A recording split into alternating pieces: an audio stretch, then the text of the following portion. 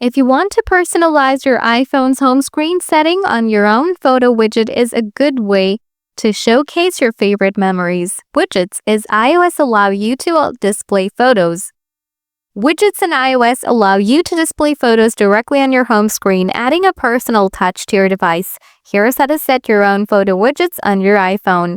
Let's get started. Step 1. Select the photos you want to add. Open Photos apps, scroll down, tap Album, tap Create Album, write a name, add your photos. Step 2. Add your widget to your phone.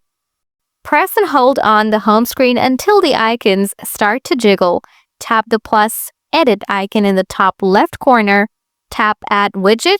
Scroll down and tap Photos from the list of available widgets.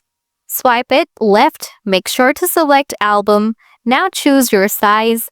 Tap Choose to select album. Select the photos.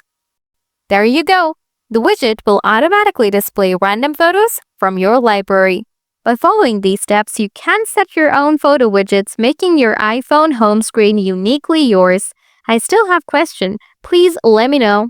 If you still have questions, please let me know in the comments. Thanks for watching.